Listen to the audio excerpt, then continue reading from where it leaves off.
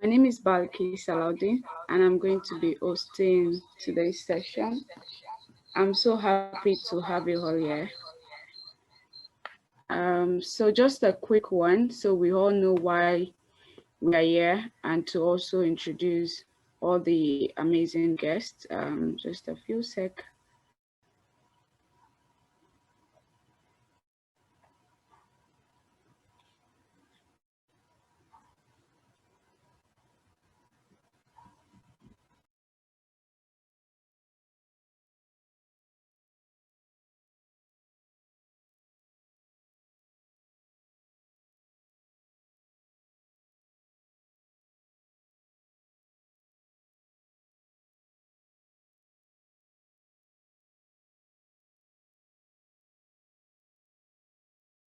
Good. So this is the second week of the Grain series by 111112 Foundation, and we're going to be looking at the COVID-19 and the environment, the power of technology. So I'm just going to give a brief background of this topic, and it will let you better understand why we're having this conversation this morning. So the COVID-19 pandemic is a crisis that affects everyone, and the transmission pathway of diseases from animals to humans are on the rise, you would all agree with me, as the world continues to see unprecedented destruction of the planet from human activities. Effective response and recovery plans need to take into account, multiple dimensions as it affects our environment. This recovery process serves as a critical occasion to materialize the much needed transformation needed towards a much sustainable society, while it is of no doubt that technology seeks to serve as a positive more than negative as we build back better. Yes. The discourse at this webinar, as well as others in the Green webinar series, is to open a new leaf to a call to action in driving forward transformative changes and propelling our push towards healthy people and a healthy planet. So this is going to be a very, very engaging session, and we're going to give room for questions from our listeners and participants from around the world. Um, we'll start by the opening speech, and to give this keynote address is Dr. Rose Mwebaza. I hope I got that correctly. She is the Director of Climate Technology Center and Network CTCN and the Economic Division of the United Nations Environment. Dr. Rose, you're welcome. Are you ready for us now? Yes, thank you very much. I will also turn on my camera. I want to start by thanking our hosts for giving me this opportunity to engage in this really strategic and important conversation at such time as when we are all really trying to come to grips with how far-reaching the consequences of the COVID-19 are and are going to continue to be on our society. I mean, even the best laid plans could not have prepared any of us at personal or community or even national level for the challenge that COVID-19 has brought. The sheer number of lives that have been lost, the sheer number of people who have managed to survive the pandemic but continue to live with devastating consequences, the sheer number of people who have lost livelihoods, whole economies coming to a standstill. And then coming with that, an almost near despondency in some communities on how life can be and if life will ever be the same again. And then the whole new discussion of how do we then build back better, or now, as people would like to say, how do we build forward better? Because we can't really build back the way we were. The world is not the same. It's never going to be the same. So how do we build and forge a new future together with all the challenges we have? Because while this manifested itself as a medical emergency or a medical pandemic that has its origins in zoonosis, its impact is economic, it is social. There isn't a facet of life it hasn't changed. Our economies, as I've said, are suffering, but also in communities, rise in domestic violence and abuse, children being out of school for months on end, health centers being inundated and being unable to cope. So it has touched all aspects of our lives in ways we could have never have even imagined. And then even more interesting, nuanced levels of touching of human life, because we are now told it's not only going to create more poverty, it's going to create a new class of poor people in all the emerging economies and in the countries. Let's say like Nigeria, where we've had a vibrant young population that is entrepreneurial and was working to build the economy. We are now being told there's a new class of emerging poor from this COVID-19, young people, educated, middle class, who have lost their jobs, middle class jobs. And they're not sure these jobs will come back, and they are not prepared for a rural best life or to engage in a rural economy because they are urban poor, living in the urban centers, trying to make a new life. And this is a dynamic that no one could have anticipated. It is not to sully the mood or sound like I'm the harbinger of bad news, but really that is the context then.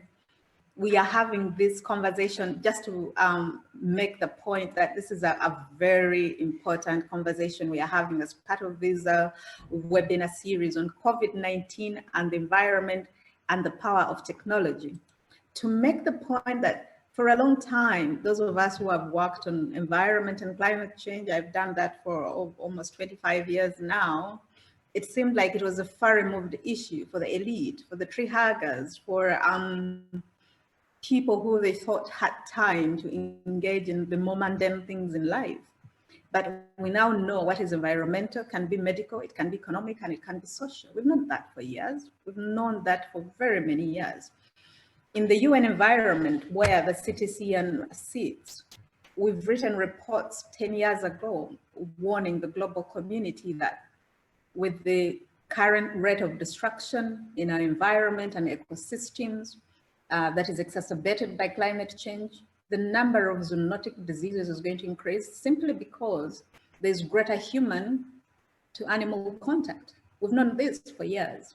We just, of course, never anticipated the magnitude of this, but there's been evidence to suggest that we must therefore engage with nature and environment, not only because of nature itself, but ultimately for ourselves. We are because nature is.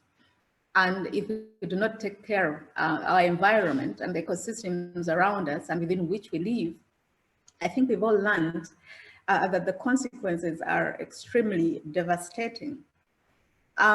So for the conversation that we are now having, trying to think together as a global community, but also I think for this particular conversation, my country of origin is Uganda, so I'm a Ugandan, an African. I think as Africans to say, because I am assuming my audience is largely my Nigerian brothers and sisters. How are we going to engage with this? Let's think about this in our individual countries where we come from. And I'll be really very pleased to hear from you friends online today. What is the rate of forestry destruction in Nigeria? The wetlands, the swamps, the mangroves, the grasslands. If you compare that transformation that has happened in the last 30 years, the more obvious challenges we've faced in many of our urban centers in Africa. I know it's not unique to Lagos or any of your other cities. The intermittent flooding that happens during the rainy seasons. We've blocked off all the waterways. We've built in our wetlands. We've reclaimed lands that we shouldn't be living in. We've destroyed our forests for infrastructure and construction. And in doing this, as I said, we are not only enhancing human and wildlife contact, but we are also bringing a lot of other environmental damage that affects us in On every. a fait du reménagement des endroits ou bien des habitations dans des endroits marécageux. Et tout ceci, c'était en vue de limiter les catastrophes qui pourront arriver si on ne les arrête pas maintenant. And for the region where, for example, Uganda is, in the Great Lakes region, it is also the Congo Basin region where a lot of the Ebola diseases that link up to the Great West African rainforests also emerge. And there's a whole range of other zoonotic diseases that have the potential to emanate from those great African tropical rainforests if we continue to destroy them at the rate that we do. And so we have to think on all of those things. I really do want us to understand this because context matters when we are having the conversation. I just don't want to talk about technology because as I move into technology, I want us to think on this together and understand what is the technology for, therefore. And that is the most important question. So the technology we are now learning, as we should have, quite a few people knew, but now as we all know, is that what technology does, it gives us the ability to operate on multiple levels in an integrated way so that we are able to address actually the multiple challenges that we face resulting from our environmental challenges. I'll give you an example. Digital technologies, which is something that I like to talk about now, does present lots of opportunities for Africa. We know that because for the region that I come from in East Africa, when we started the M-Pesa, the number of banked people in the community, in the 5 countries that make up that region, people actually had accounts and transacted through banks, was very low. And everybody wondered how to stimulate an economy where people were not banked. And then voila, just like that, M-Pesa came. And now the number of people who are connected to the financial system, they're lending and borrowing and banking and buying and selling and conducting business off this digital platform is exponential. It exceeds the number of people who actually bank in formal banking. What is more interesting is that this platform does more than provide financial technology support. I always give the example of my mother. She's an 87-year-old matriarch. And sitting in her home, because it's COVID-19 times, she can pay, as you, I'm sure you know this from Nigeria, she can pay for her water bills, her electricity bills. She can get her pharmaceutical drugs filled in. She sends in her request to her pharmacy and they deliver her drugs. She can also send her shopping list to the supermarket or to the woman in the market and tell her, can you bring me tomatoes, plantains, and some green vegetables and whatever else she needs, and it gets delivered. It is transformational. It enables the improvement in the quality of her health and medical care. It enables her sustenance. But it also means actually, if you go into the more nuanced environmental discussions on climate change, her carbon footprint is almost zero. She doesn't have to go anywhere with the traffic jams we have in our sprawling urban, almost uncontrolled urban centers in Africa because we have such large populations. It has multiple benefits. This is a digital platform that started off as a fintech platform. And so what are those platforms that we can harness? So you can use the same platform, integrate it with a medical platform, which I now know there's a startup in Kenya that is doing, so that you have an integrated platform that links you to your medical practitioners with your history and prescriptions. And then it just goes straight from your medical doctor to your pharmacy and you get that medication. So how can we harness that same technology for environmental protection and to ensure that we come up with climate actions that protect nature and the ecosystems we live in to stem the next great pandemic, because it's only a question of time. It may be 30 years, it may be, I don't know, another 50 years, but if we continue at this rate, we are setting ourselves up for another big challenge.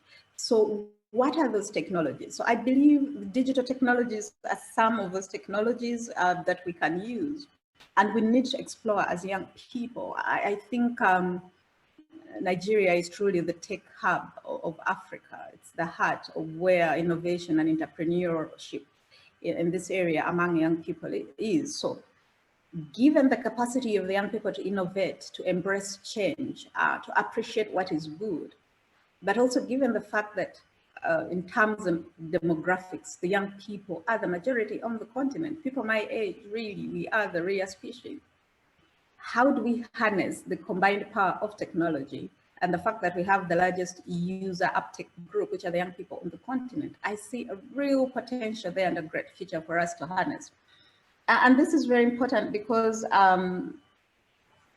the World Bank tells us that truly the future is digital. They're going to invest $60 billion in rolling out these technologies. So what we should all be asking ourselves and preparing ourselves for is, how is that going to be done? How is Africa going to be capacitated to benefit from that? How about issues of access? Paying for data is expensive, where I come from, but also in many African countries. And then, so the issue of cost becomes important, but also access in terms of infrastructure, not just the one that enables digitization, but also energy, because they are interlinked.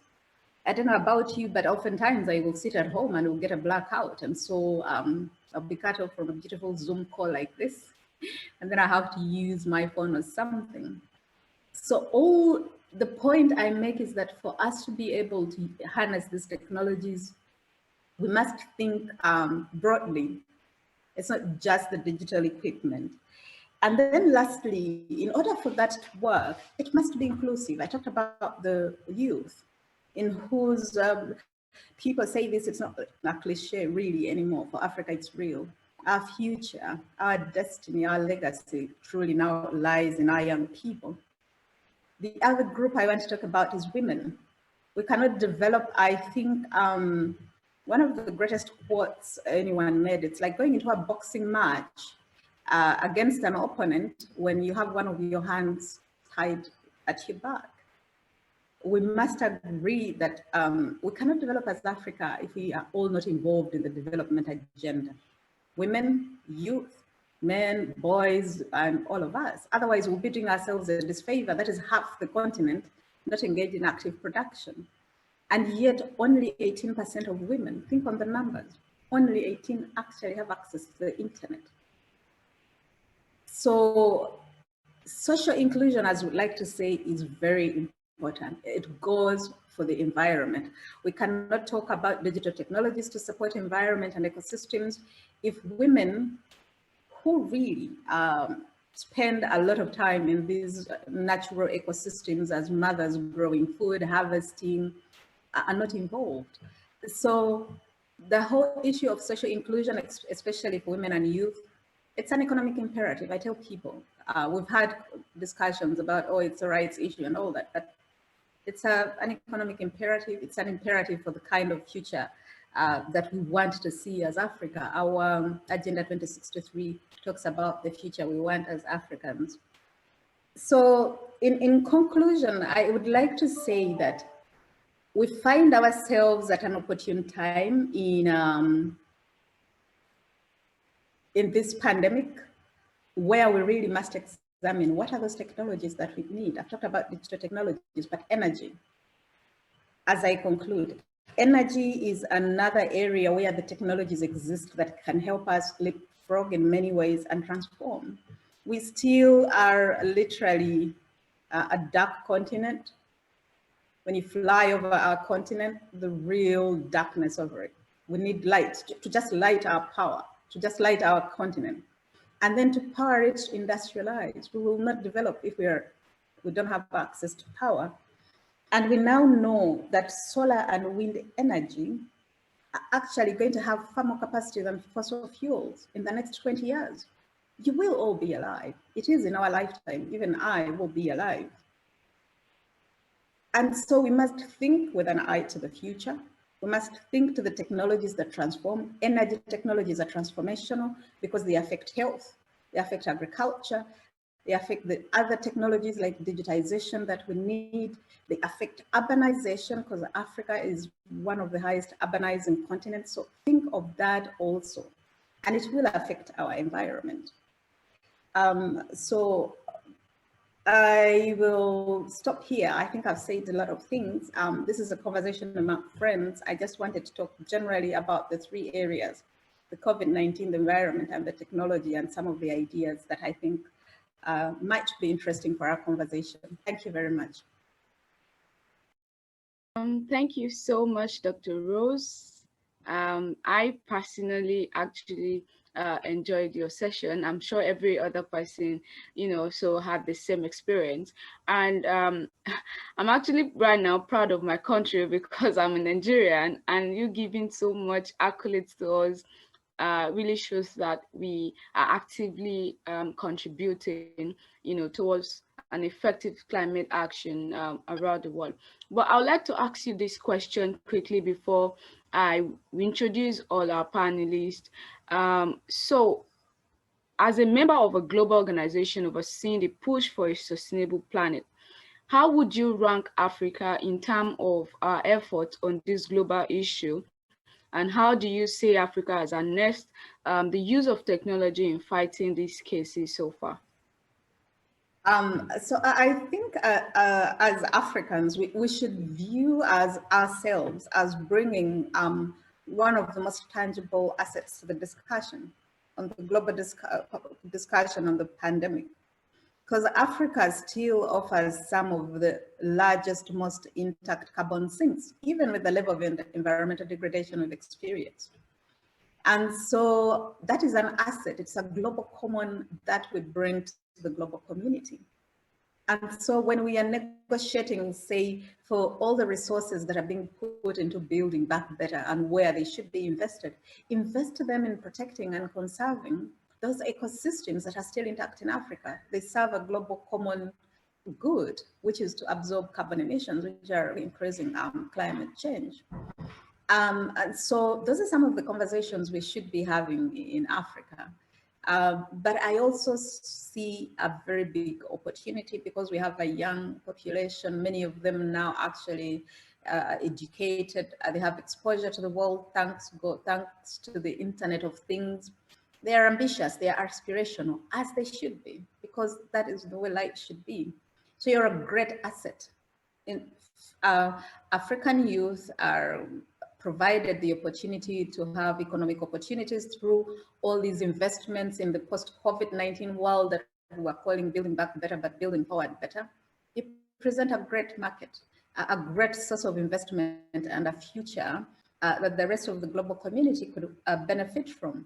So the tendency might be to think of ourselves as beneficiaries of charity or goodwill, but you would also think of ourselves as an opportunity presenting itself to the world that, if well harnessed, can benefit both Africa and the rest of the world.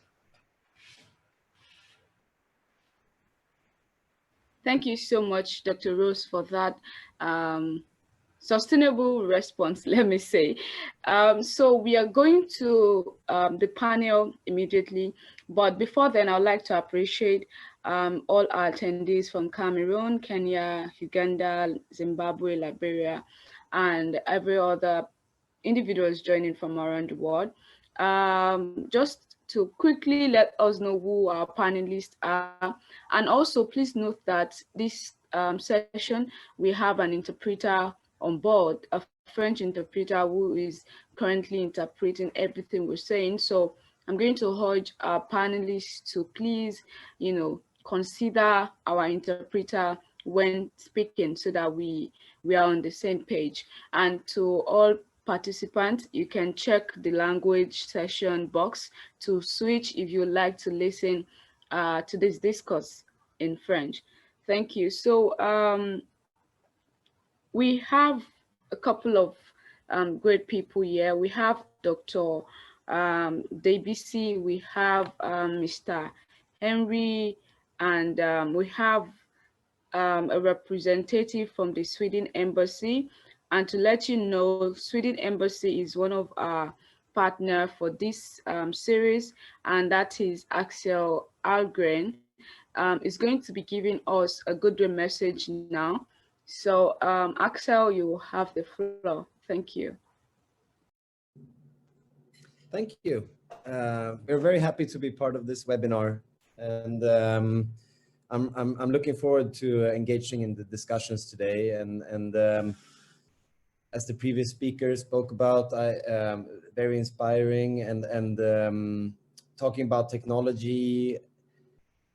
I think it's very important to also really think about what technology and who is profiting from that technology, especially if we talk about the environment. And so it's paramount to combine the technological rapid evolution with regulation. And because we've seen across the world also with this rapid technological evolution that even if you make production more efficient in terms of pollution, that has also driven up consumption. So these are things that we need to consider when we talk about using technology to save the environment, basically. And other things that I hope we can maybe discuss or address today. I mean, the issue of agriculture in Africa, and how now Africa has become, many African countries have become net importers of food. So I think there's a huge potential in moving into a more sustainable agriculture where we utilize technology in that transition. And the Sweden, we're famous. One technological aspect that we're famous for is our waste management, and I hope that maybe that can be discussed. And I worked in Ethiopia, where we built Sub-Saharan Africa's first waste-to-energy plant, which is something I hope to see replicated throughout Sub-Saharan Africa, where we can actually turn waste into energy and decrease the consumption that arises from landfills and such. Anyway, we are very, very happy to be sponsoring this. And the next webinar, our Ambassador Carmichael will join, speaking about green finance. And yeah, welcome everyone. And I hope everyone has a great webinar. Thank you.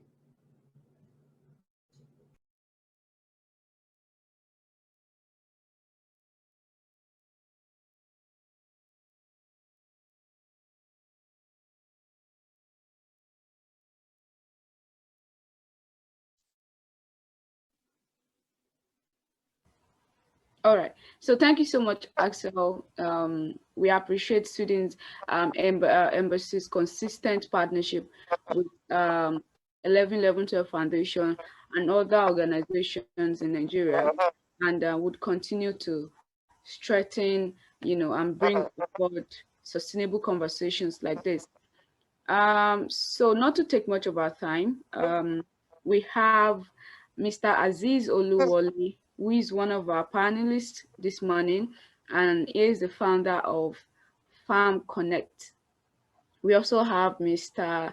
Debisi Araba, is a managing director, African Green Revolution Forum.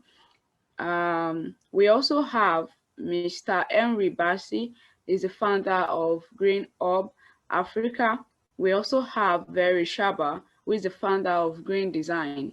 So I hope you're all ready for me, because I am ready. All right, good. I can see the hand. So guys, if you have any question for Dr. Rose, kindly use the question box or use the chat box. I'll pick your questions up from there.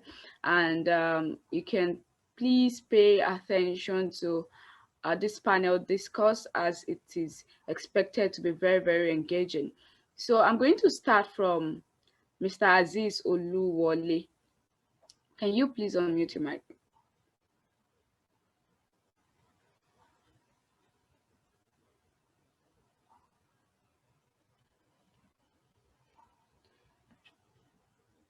Mr. Aziz Olu Adana.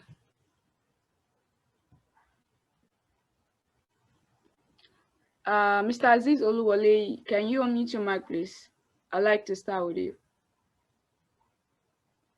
Okay. All right, so let's start with Dr. Debisi Araba then. Dr. Debisi, I've been seeing you drink a lot of water since, like, I don't know why. Axel is also drinking a lot of water. You've got to stay hydrated. You need to stay hydrated. Okay, that's good. So I would like to ask you, what and how are you harnessing power of technology, to drive business in your organization? How? Thank you very much, and hello everyone. As was mentioned, my name is Debisi Araba. I'm the managing director for the HRF. The HRF is the world's largest platform for agriculture transformation in Africa. We held our annual summit a month ago, from the 8th to the 11th of September, virtually, of course, co-hosted by the government of Rwanda. The theme of the summit was Feed the Cities, Grow the Continent, leveraging urban food markets to achieve sustainable food systems in Africa. I feel this theme is quite pertinent to the session, partly why I accepted to join the conversation today. I think in a wider context, so HRF serves all countries working on agriculture transformation in Africa, not just national governments, but economies, which include the private sector, civil society organizations, development partners, etc. And of course, when we talk of private sector, we mean everyone at all scales, all the way from the smallholder farmer to large-scale commercial agriculture farmers. To put today's or this week's theme, first of all, well, again, thank you for having me on.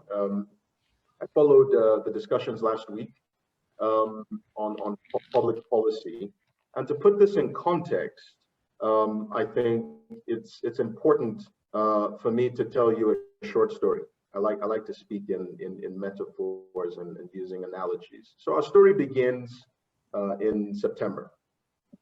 In Nigeria, it was the tail end of the rainy season. We had persistent rainfall. Lots of rivers had overflown, flooded their banks. Lots of river basins were flooded. Then we had a second incident where to the east of Nigeria, in Cameroon, the Lagdo Dam failed. And there was a second incident of inundation, leading to massive cases of flooding. Everyone said it was once in a century incident.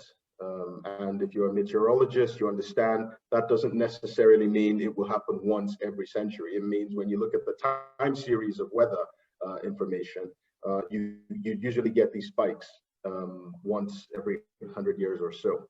Oui, puisque ça arrive dans chaque décennie une fois. There's a twist. Of course, for those who live in Nigeria, you would have been reading in the news. Mais pour ceux qui habitent au Nigeria, on peut suivre dans les journaux. For example, lost their crop this season in the wet season, cropping season. But it's curious, or maybe for the purpose of this conversation, you'd be interested to know that this incident happened in 2012. So we've had exactly what happened in 2020 happened in 2012. The question is, what did we do differently this year? Mm-hmm. I don't think much changed. Much has changed between 2012 and 2020. Now, why do I mention this? I mention this because this is exactly what climate change will look like. It's not just the shock, but it's the economic impact of that shock and the second and third order effects, right? So we've talked about, in the context of this session, I want to talk about the opportunities for technology to build resilience. But also the challenges around that, the multidimensionality of the challenges. In 2012, after the incident of the flooding, we got the services of the International Water Management Institute to plot out, using satellite imagery, to plot out the peak flooding and the recession, to understand what was actually lost, because there was a gulf between what was reported as loss and what was actually lost. After our analysis, we found out that about 1.1% of cropland in Nigeria was inundated at peak flooding. This year, from the news reports I've read, I've heard stories of billions of naira worth of damage, worth of loss. Again, it would be helpful if we could quantify this with real statistics and real information. We have a Nigerian satellite communications agency. Nigeria has stationary satellites looking down on the country. It would be useful to use the information from these satellites to understand what's happened during the flooding and the impact on cropland. Without getting into the emotional side of what was damaged or what was lost and how much we should pay. And the reason I say that is at the start of the year when the government makes its budget, the government doesn't budget for flood compensation. It's just not a budget line in Nigeria's budget. But then when you have these damages, what happens? You have state governments and federal government going out and compensating people in rural areas and farmers, people affected by these floods, with funds that were not originally budgeted for that purpose. And what that means from a fiscal perspective is you're diverting funds away from other purposes. So funds that would have gone possibly into infrastructure development, into investments in education, healthcare, etc., are now being diverted into providing compensation for people affected by floods. That's not necessarily a bad thing, but if you continue with this cycle of not couching adaptation within a market system, you are not building resilience in a true sense.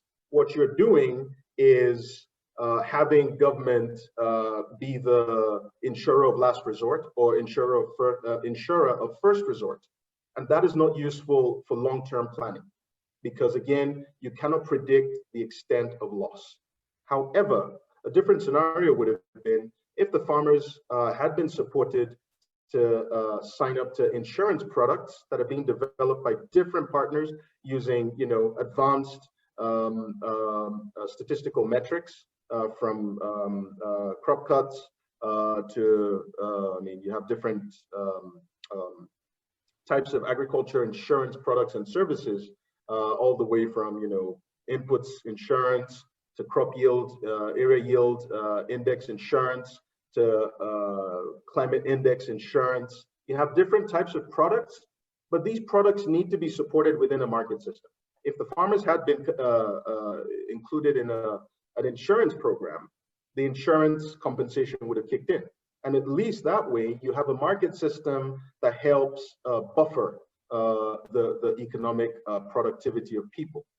But this stop and start system of just planting in hope and being exposed to the vulnerabilities of shocks that are climate related in this specific example are too volatile, unpredictable. They do not allow and afford for long-term planning. So there are different partners working on leveraging technologies, data, information, and partnerships to ensure that we can build resilience in agriculture and food systems. One example is a partnership between the International Center for Tropical Agriculture, now within the Alliance of Biodiversity and SIAD, and NERSAL, the Nigerian Incentive-Based Risk Management System for Agricultural Lending, NERSAL. With this partnership, farmers who are obtaining credit facilities from NERSAL are having climate risk-adjusted lending. What does that mean? That means that the lending is now being guaranteed and being insured based on climate realities. And that is something that we need to ensure that we scale up and scale out, not just across Nigeria, but across the continent and around the world. It is important because climate change is real. We are not going to significantly reverse some impacts of climate change. Right now, what we need to do is dampen the contributions of the agriculture sector to greenhouse gas emissions. And one of the ways is, of course, through incentives. You can incentivize pro-environmental approaches, technologies, practices, systems through financial lending. So an example of a simple incentive is Can you incentivize the use of maybe less environmental damaging irrigation systems? Can farmers practice drip irrigation if you invest in creating the incentives through lending, or using microdosing of fertilizers? That way you are not suffering or creating issues of leachate and runoff into water bodies nearby. So that's just one idea of how technologies can, you can leverage technologies through the agriculture sector for the environment. The other thing I wanted to mention was to just touch briefly on what Axel mentioned. He talked about the policy environment and the framework of creating that enabling environment. It really is important that governments, from a public policy perspective, governments see themselves as enablers of innovation. You heard the keynote speaker, Rose, talk about M-Pesa in Kenya and East Africa. I live in Kenya, so I'm a living I'm a living testimony to the efficiency and efficacy of a mobile money system. But M-Pesa would not have become what it is today if the government had been punitive in taxing innovation. Because as a startup, you start with the discovery, the innovation, the scale up, and then you become commercially viable. That's when you can be taxed. But if you're being taxed at the point of data discovery and data collaboration, you have challenges. I'll give you an example. When I was in a previous role, I was a senior advisor to the Minister of Agriculture in Nigeria. And I remember reaching out to the Nigerian Meteorological Agency for rainfall data for the maize value chain. We were trying to develop a weather index insurance product for maize farmers in the country. And this was a government-backed effort. And the meteorological agency informed me that I would have to pay to access the rainfall data. And I found that ridiculous, because if government, meaning the meteorological agency, is charging government, Ministry of Agriculture, to produce the service that will be delivered by the same government, then you are cutting off your nose to spite your face. So if we can figure out how we allow the government's public sector, not just in Nigeria, but across the continent, to create that enabling environment for the private sector to lead. We need entrepreneurs at the forefront of transformation. If entrepreneurs if we're placing public policy hurdles, too many policy hurdles in front of entrepreneurs, we stifle their innovative capacity, we stifle their curiosity, we stifle the proliferation of discovery. And so governments need to be very single-minded about ensuring that you are creating pathways to prosperity for entrepreneurs, but also investing in education. You are not going to have, a critical mass of, highly innovative entrepreneurs if you are not investing in your education system. In agriculture, the way Nigeria is set up and other countries in the agriculture sector, you have your National Agriculture Research Systems, called the NARS. In Nigeria, this is led by the Agriculture Research Council of Nigeria, which oversees about 16 research centers, all collaborating on agriculture research, but they are largely underfunded. You need these institutions to have access to finance, because it's not just about financing themselves. You want them to have the incentive to collaborate with the private sector, because it's not just about research. It's research in the context of market systems. Again, how do you take those technologies and couch them within market systems that become commercially viable? Rose talked about M-Pesa. M-Pesa works today because there is an ecosystem of research, of practice, and it is a platform on which thousands, maybe hundreds of thousands of entrepreneurship businesses, are based on. People work virtually. I've been working from home since March. I have been, paying for all my goods and services with my mobile phone. I pay my rent via mobile phone. I pay all my utilities via mobile phone. I pay for my groceries via my mobile phone. I don't see the four corners of any building, of a bank, of a store, of anyone. Everyone's working virtually, and this is an enabler. Especially when you think about the pandemic, that you want to reduce, you're asking people to social distance, but how do you social distance in a money-based economy or a cash-based economy? You're going to exchange physical cash. And that is one of the easiest routes for spreading the virus. And so, in Kenya, the technology is already an enabler that helps you build resilience to this pandemic. And so this is, again, another dimension that, previously we wouldn't have discovered, before the onset. Anyway, that's my sort of opening remarks. I look forward to Yes. So I just felt like you just want to hide and just answer all my question in one question, and I don't know. But that was an amazing breakdown of and what you're experiencing in Kenya and how you are navigating with technology. I would like to have very now, but before I would like to ask Dr. Rose a quick question. How how um how is CTCN matchmaking climate technology and innovation with developing countries in Africa?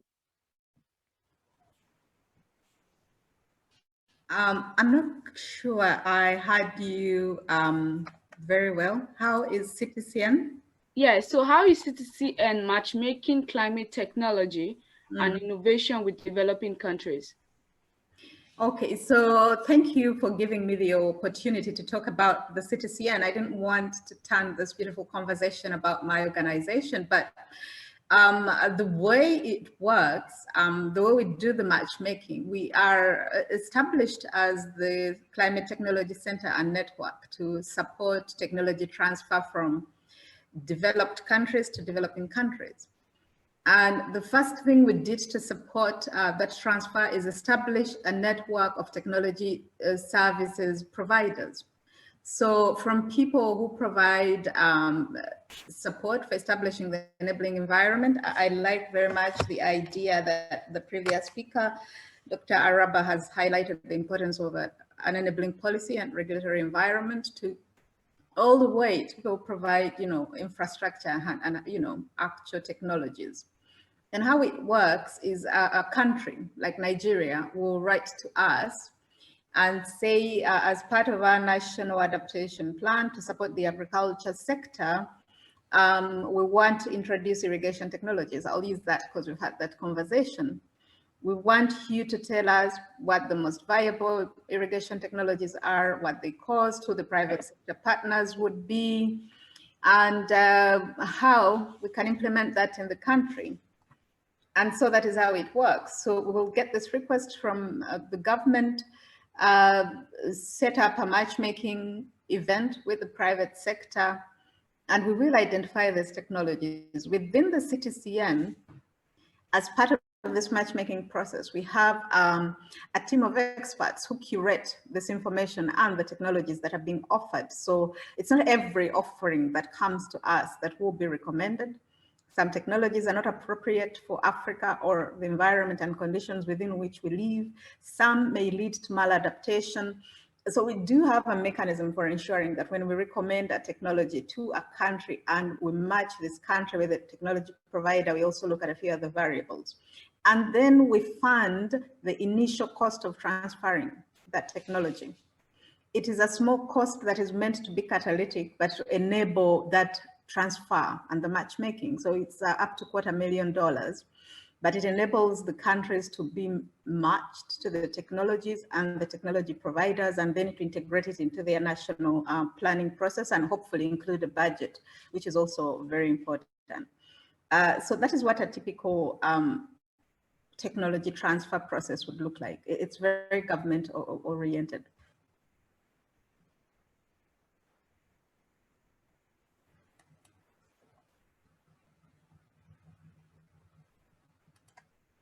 Thank you so much, Dr. Rose, for that response. So I'm going to take Very now, and I would like you to give us a little background of what you do and how you merge technology to drive an ethical and environmental friendly business. Okay, thank you very much for having me, and it's great to be here amongst all of you. So just to give a bit of context and background, I am Very Shabam, and I am the CEO and the founder of a company called Green Design that's based in South Africa as well as in Cote d'Ivoire. So we have a presence in Anglophone Africa as well as Francophone Africa, and we're looking to eventually enter into Lusophone Africa as well, just because when it comes to green and green buildings and anything to do with sustainability, there's a certain taxonomy around it. And so what that means is that every country has got its own context, and every region has got its own context to begin with, and every country has its own context. And then you go a step further and every city has got its own context. And that really is because if you're ever doing anything to do with green, that has a lot to do with things like the climate.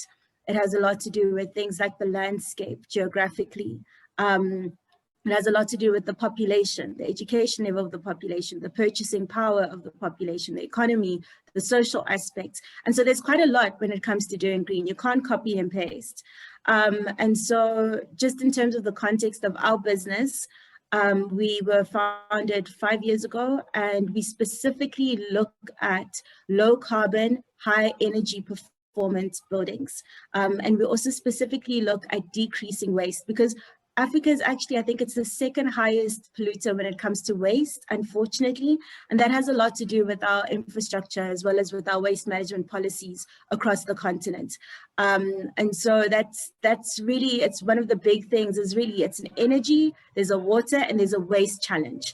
And green is one of the solutions on how to address these challenges. And I almost want to take it a step back to say, you know, a lot of the times we sit in these forums, I remember going to, and it's funny, I was in Lagos, it was years ago, but I went to Lagos to help contextualize green in the country. And I remember one of the professors standing up in the workshop that I was in, and he said, why must we care? You know, why must Africa even care about green? Why must we care about sustainability? And the biggest reason why we must care is because Africa is the most vulnerable continent when it comes to climate change. I like how Dr. Rabba spoke very clearly about this from the perspective of even agriculture. Africa is the most vulnerable continent. And so speaking to every single participant in this room, every single one of us needs to make a difference, because a decision that we're making, for instance, here in South Africa, I know that we are the largest emitter per capita in terms of carbon emissions. But every single decision that we're making is actually having an impact on this continent, and an impact on how we're going to be able to address climate change adaptation, which is a huge thing that we need to look at as a continent. And so that's why I love forums like this, and I love rooms like this, because we're really going into those details around sustainability and green. And for me, as a mechanical engineer, I specifically focus on buildings. So looking at green buildings and looking at green cities. So that's just the context of green design, the context of myself. So how do we incorporate technology into what we do? I'm going to start by saying one thing, and that is there is a difference between technology and a solution. Too many times across our continent, people assume that if you immediately implement technology, that's a solution, but that's not it. Technology has to be applied within context for it to be a solution. So for instance, wind farms are amazing. Gauteng, which is one of the provinces in South Africa, is wind still. If we had to apply that technology in Gauteng, that's not a solution. It's just we applied a technology. And I think one of the greatest things that we've seen across some of our clients who we consult to and who we advise to is that a lot of the times they immediately look at the technology first instead of looking at the solution. And so just the way that we approach technology is we constantly would say, and this is maybe just some advice to a lot of the participants that we've had, and this is really just from the projects that we worked on. So we're currently working on 120,000 square meters of projects worth 1.2 billion Rand in terms of project value. For our projects, we constantly first look at the context of the client's buildings, the context of the client's projects. And then from there, we get a sense of what is the climate, what is their budget? You know, it all comes down to those things as well. So right now we're actually working on a waste to energy project within South Africa. And one of the things that we're looking at is, first of all, we're not separating waste at source. So that already means that it's having an impact on the feedstock and the feedstock quality. And then if you have an impact on the feedstock quality, you have an impact on the output in terms of the energy. You also have an impact on how the machine is operating, how often you need to do maintenance, because now you put something that might be a blacklist item as part of the feedstock into this technology system. And so even looking at something like that, it just as an example, is we had to go back to behavioral to say, wait, municipalities aren't even separating waste at source to begin with, which means that the waste is so contaminated by the time it actually gets to the feedstock, by the time it actually gets into the machine, which is now the technology. You see, everything else was everything else up until it got to that technology part. And then we got into the technology aspect, and then we could see the output. And then from there, it was, where does this now go as an output? So what I would almost just say as my opening remark, when we talk about technology and its application to green or environmental sustainability, let's always go back and apply context. And if you look at the definition of sustainability, it's economic, social, and environmental sustainability. You can't have one without the other. We cannot solve an environmental problem if we're not looking at it socially and if we're not looking at it economically. Then we're not being sustainable, because that is the definition of sustainability. And so my opening remark would really be, let's never look at technology as an isolation. Technology is part of a solution. And the solution specifically within the context of Africa, we have to be mindful about social, economic issues as well in Africa. An example of this would be when there was a talk about the transition within South Africa to go from coal, because we're very coal dependent, to renewable energy. We actually had strikes to the point that, the trucks were blocking the streets, and we were unable to really get that going because people failed to look at technology as a solution. They failed to look at the social economic dynamic of our country in order to apply the technology. So let's not see technology in isolation. Let's see it as a solution. Let's always be mindful to apply it within context. Let's remember that green is defined as economic, social, and environmental sustainability. And let's not just take it for what it is from suppliers. Let's ask suppliers questions. Let's make sure that we're getting the best technology that we can, because there are many countries outside of Africa who come to us and tell us they've got the best technology to solve a problem. Let's not take it at face value. Let's ask the necessary questions. Especially as engineers, let's ask those questions and make sure that what we're bringing in our continent, in our country, in our cities is actually solving a problem sustainably. And that's really my opening remarks in terms of this particular topic. And I definitely look forward to hearing the rest of the conversations and discussions. Definitely expect more questions from me. Thank you so much, Bri, for that amazing opening. I would like to move to Mr. Henry Barsi. To let you know, this first question is actually very generic, just for me and every other participant to better understand what you're doing and how you're harnessing technology. So what do you do, Mr. Henry, and how do you harness the power of technology to drive your business? Thank you. Okay, well, thank you very much for having me. My name is Henry Bassi. I'm a founder of Green Hub Africa. Green Hub Africa is primarily a media advocacy platform that focuses on the environment. And it's quite interesting the way you've gone around the speakers, because Vera has literally just set the tone for some of the things that I will be saying. So Green Hub Africa really is about advocacy, it's about awareness, it's about driving the conversation, but it's also about really getting people to understand that they can't be asking the same question in 2020, why must we care about the environment? We get that a lot, and that for us was a red flag where we recognized the need to definitely start to talk to people and get them to be aware. They need to understand why they need to separate their waste. They need to understand why they need to refuse and reuse plastic. They need to understand why all the conversations around tree planting and carbon emissions have an impact on them down the line.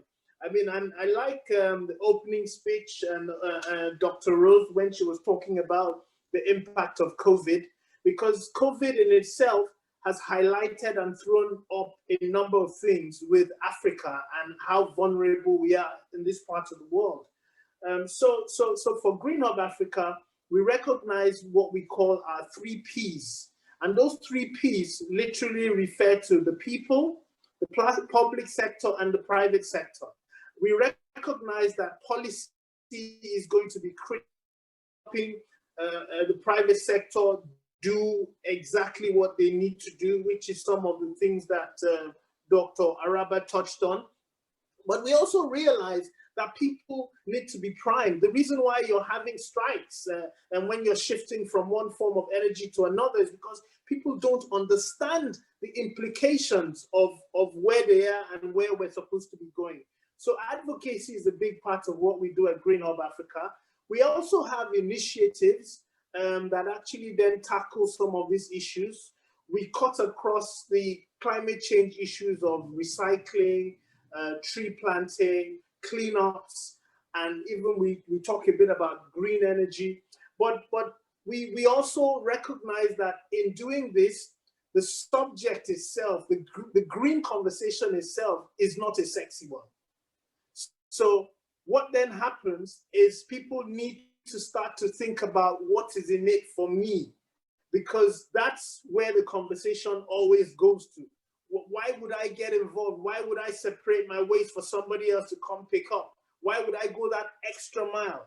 And it is in the process that you then realize that when people begin to understand the value down the line, then they will begin to think about it and begin to have the necessary mindset changes that are required. So where we go to is ensuring that there are actual measurable mindset changes that happen. And it's born out of educating them. It's born out of also making this subject, which can sound technical, really, really lifestyle, breaking it down to them so it resonates with them, down to if we need to switch to, for example, I'm in Nigeria and there's Pidgin English, which we can convert to just help the mass market understand the subject a lot more. If we need to go vernacular, we're happy to do that. But the conversation is really where we realize that we can say all we want, but if the target audience do not realize what it means to them, they will just continue to keep their hands up and say, look, I'm in survival mode and this doesn't mean very much. So again, like Vera said, technology is technology is technology. It has to be a solution that is baked in. And interestingly, we've had 2 webinars in the last couple of months, both with the UN. The first one was on the World Environment Day, which focused on the subject biodiversity. And in talking about biodiversity, we saw its impact on the built environment and on the natural environment. We also saw its impact with regards to food supply and agriculture. And when we look at over 55% of Africa who are in the food space, then it is a serious conversation to have, just for them to begin to recognize that when you look at zoonotic diseases that have come from COVID, there's a need for us to literally begin to stop and really, really recalibrate to think about what the implications of our actions are for us and for future generations. So, you know, in summary, we recognize that we can say all we want here, but there's a big part that has to do with advocacy and educating people. And so what we do and how we do it at Green Hub Africa is to say we use edutainment. Edutainment from the perspective of saying that, yes, we will educate them, but we will do it in a fun way. And so we've done a few initiatives where we went to a university because, again, we recognize that over 65% of Nigeria is below age 30, 35. And so, again, if we look at what's happening with the SARS movement, you can see the power of the youth and the voice they have and the change that they're bringing to the country and to the continent. And so we engaged there. We went to one of the higher institutions and we spoke to over 2,000 students. We had 1,000 sign-ups. So we understand that the youth movement is one where once they believe in the cause and they align with the cause, then the future of Africa would definitely be brighter. I will leave it at this point and look forward to the other exchanges we'll be having. So that's sort of what I do and how we like to look at technology in what we do. Thank you. Fantastic.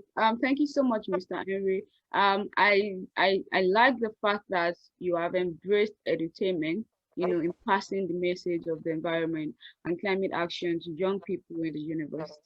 And I hope that, everyone can embrace this and start navigating through it. So do we have Mr. Aziz Oluwole now?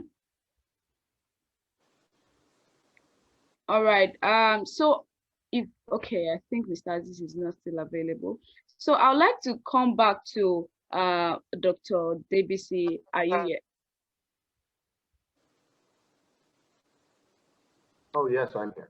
All right, fantastic. So what is the role of research and statistical data in solving environmental problems? What's the role? I mean, that's almost a simple question, but a complicated one. I'll take the simple route. The simple route is it's an enabler. It's an enabler to solving your problems, and it's an enabler to getting to the solutions you require. You heard Vera talk about technologies and context. Yeah. The context is the application. I've seen one of the questions. I was looking through the Q&A, and I saw one of the questions from someone with a degree in geosciences asking how can they contribute. The question isn't how can you contribute. The question is, what do you want to contribute? First of all, what problems are you trying to solve? And how does your knowledge help bringing a solution to it? Let me give you an example. In the early 1980s, government of Lagos State imported incinerators, 3 incinerators in the state. They were set up, funded by donors and development agencies, but also partly financed by the government. Of course, in the early 1980s, the Naira was stronger than the US dollar, and so Nigeria could afford to do that at the time. Of course, the structural adjustment program kicked in the midst of a global recession. The Naira plunged against the dollar. But more importantly, that technology, the incineration technology, was designed based on waste from European cities. And as people who, if you've lived in Europe or you live in Lagos, what you will quickly understand is Lagos is in the humid tropics. And the incinerator was designed based on waste in the temperate regions. And so you had an incinerator designed for dry waste.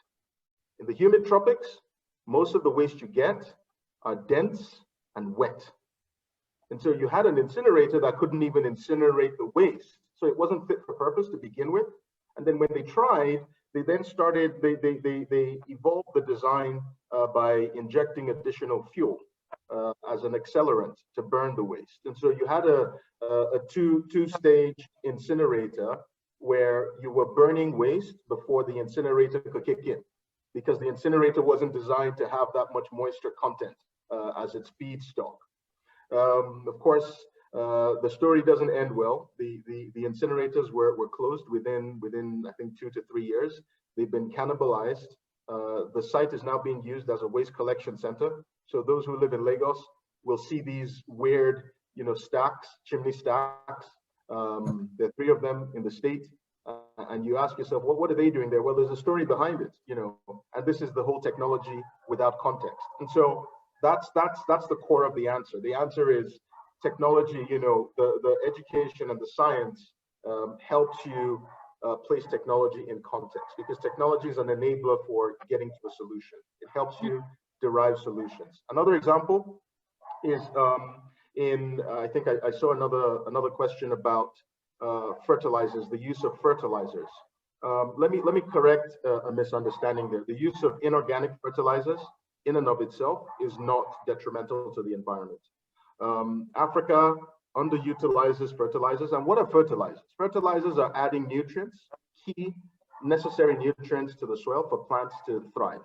So if you're growing a crop, you can rely on existing nutrients in the soil, but that is not necessarily enough in most cases. If you want optimal yield, then you add additional nutrients. So when you apply your fertilizers, technologies and data can inform how you optimize the efficiency of fertilizer use. One innovation is called microdosing. Microdosing is an approach where you are applying the fertilizer to the base of the roots of a crop to ensure that the crop is maximizing the availability of that fertilizer, one, but two, you are not then just broadcasting. So broadcasting means you're just spreading fertilizer over land. So you are maximizing the per unit use of the fertilizer, but also optimizing yield. A brilliant scientist called Dr. Andre Battiano won this year's Africa Food Prize for his innovations in expanding the knowledge and technologies around microdosing. So these are just two examples of how you can, place technologies in context. But that's really what we're discussing about, and that's, those would be the two responses I would say to the easy side of the question. The complicated one, I think we don't have enough time today to talk about. All right, good. I guess we'd have to set aside another day to talk about data. So I would like to quickly go back to Dr. Rose before she leaves. So you have a couple of questions here from our audience, Dr. Rose. Someone is asking that, is African government laws and policies allowing your organization an easy way to help the continent? Thank you. That's a very good question. Technologies don't happen in a vacuum. I think my colleagues on the panel have discussed this. It's very contextual. You really must understand not just the technology you need, but if it will actually work or serve the purpose for which you want it to serve in the context you're in, especially in Africa. And so one of the things we do is not only to matchmake, as I said, but to curate those technologies. And because adaptation is the #1 need for Africa, we also want to make sure those technologies don't lead to maladaptation. What we have often found is that for quite a large number of countries, they actually don't have the right policy or regulatory environment to enable the technology transfer, or even just to allow innovation at national level. I should have said this really, that a large part of the work we do is also to support countries to develop systems of national innovation, Africa-specific content that speaks to our needs. That is something we really need to be doing as Africans. So a large part of our work, to give a short answer to your question, goes to supporting countries to develop laws that support innovation at national level, laws that enable technology transfer. I'll give you an example. I'll use Uganda because I come from Uganda, but in fact, we operate in 100 countries worldwide. When Uganda came to us and told us they wanted to exploit the East African Rift Valley, like Kenya, to develop geothermal energy, it was very clear to us that Uganda could not benefit because they didn't have the right environment, the right policy and regulatory framework. That would require not only technology transfer, but a lot of investments from the private sector, and that had to be de-risked, and there had to be an incentive framework, but also a system that ensured that there was security for that investment. And so the first thing we did before we enabled the technology transfer was to support the government set up the law and policy. And then we facilitated the technology transfer. That is very important. If you will allow me please to answer one more question, which I think is important before I leave, colleagues. I think someone asked a very important question on whether we follow up to ensure the impacts of our activities.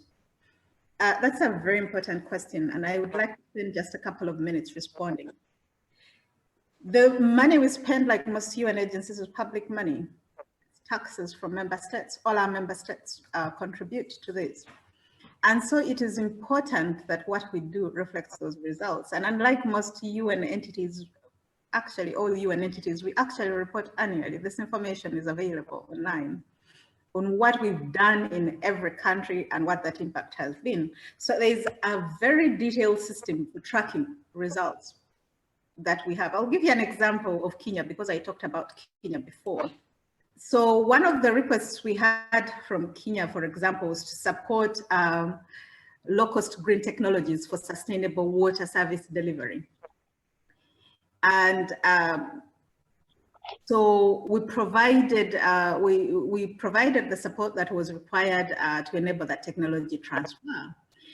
And then we also monitored how the government was implementing that technology transfer and the benefits it was bringing, not only at national level, but at community level. And the findings were very interesting. This is what we found out. That the technology transfer we had given them, enabled the country to achieve a mitigation of 51,000 tons of carbon monoxide emissions. 2, it allowed them to increase access to water to 3,000 people that were able to not only to have access to water, but sustainable access to water and use it in sustainable ways. And then another 28 million that were able to get connected and to use water sustainably. So these are real numbers that you can find. And then lastly, what is interesting is after we had enabled the initial transfer, they were able to go, based on the project document we developed for them, to raise another 150 million US from the Green Climate Fund. So we often do this for countries. We not only enable the technology transfer, but we also help you to access the financial resources you need to get the full component of what you need. So yes, we do monitor for both mitigation and adaptation and resilience results, but also results at an individual level, how many people actually did this technology support. So that is just an example, but we do that for every country. Thank you. All right, thank you so much, Dr. Ruth, for that fantastic response. Personally, for me, it's been nice chatting with you, and I actually wish we can have you to the end of this session. But if we have any questions for you, we're going to send it to your emails for responses. Thank you so much, Dr. Ruth. Thanks for joining us. Really appreciate it. Thank you. Thank you very much for the opportunity. Thank you. Yeah. So I'd like to ask Veer this quick question. Veer, are you here? Yes, I am. All right, good. So how much effect would you say technology has on building green or sustainable cities? Okay, awesome. Thank you for the question. I would say that when you look at a green building, and maybe again, going back a little bit to definitions, a green building is one that is energy efficient, water efficient, resource efficient, that does less harm to the planet as well as to its occupants. Because at the end of the day, if you have great solar panels on the rooftop, that doesn't make a green building, because the people inside the building need to be in a comfortable indoor environment quality. That's the point of a building. Buildings are for occupants first. So I love what Mr. Basi was saying in terms of having people, private sector and public sector, but people are actually the center of every single building that we create. And if they're not at the center of any buildings that you design, then that's not a green building, and that's probably a very poorly designed building.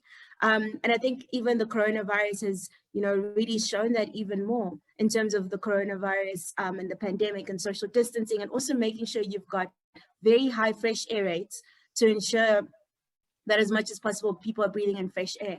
And so based off that definition of what a green building is, which is that it's energy efficient, water efficient, resource efficient in terms of waste, that it does less harm to the environment or the planet, as well as less harm to occupants. You can't really have green without technology. But remember, as always, as I said, technology has to be contextualized, and that will always be the heart of it. So let's just say you can't have a green building without the implementation of a technological solution in some form or another. The main technology or technological solutions that you would have would mostly be looking at things like your energy consumption. So buildings currently contribute to 40% of the greenhouse gas emissions. And a lot of that, I think they say 60 to 80% of that can actually be decreased if you just design the building correctly, if you also just have the correct floor plan. So that's one of the main things that you would look at, is how do you decrease your energy consumption of the building. If you look at most of Africa, because we've done work in 13 countries across the continent, Africa's climate is very different from Europe. So we've got a very tropical climate. A lot of our seasons are very specific, and a lot of our countries actually need to use air conditioning in order to make the temperature within the building friendly or good for the occupants. And so a lot of our energy consumption goes towards air conditioning. And so it's really looking at ways in which you can automate your air conditioning in such a way that if you don't have variable speed drives in your air conditioning, and it's as simple as that, that already is a problem. If you're just having a fan or motor that's just running as is, you need to have the variable speed drives. It needs to be able to assess what the temperature is within the building and immediately ramp up the fan or decrease the fan. But that's the kind of stuff that you look at from an energy perspective, as well as obviously changing your light bulbs away from incandescents to LEDs. So that's like simple technology. Do you see what I mean? It's not high tech. It's technology that's just specific to how do we decrease the energy consumption of the building. And then that goes on to water. How do you recycle the water? It goes on to waste. How do you, first of all, decrease the amount of materials that are coming into your space, and then how do you decrease your solid waste that's released out of the building? Because waste is actually a sign of an inefficiency, and a lot of the times waste is generated because of what's actually procured to begin with. And so it's those kind of things that you'd look at as well. So there's multiple things. That's an entire probably webinar on its own when it comes to green buildings. But the use of technological solutions are key to green buildings in terms of being able to ensure that the environment is conducive. So the indoor environment quality is conducive. And then in terms of looking at energy, water, and waste, and then looking at metering, monitoring, and hopefully we will get to the point that we can start automating our buildings and really using that automation and machine learning and artificial intelligence to be able to derive good efficiencies from the building, which will decrease the consumption and the costs for the tenant and occupant, but also decrease the footprint that every single building on this continent has on the environment. So I hope that answers, but that's an entire webinar itself. All right, so I guess aside from the data webinar where we have to initiate, we have to also initiate the so you're recommended. All right, so please, I'd like you to help me keep your responses to 2 minutes or less so that we can, accommodate more questions from the audience and we can wrap it up by 1 p.m. So very before you unmute your mic, I would like to ask this question.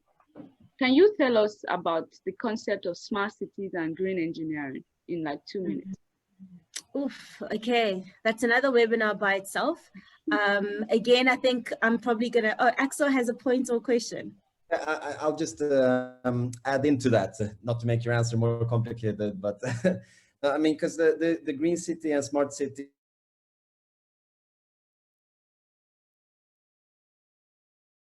the globe is urbanizing fast and Africa is urbanizing fast.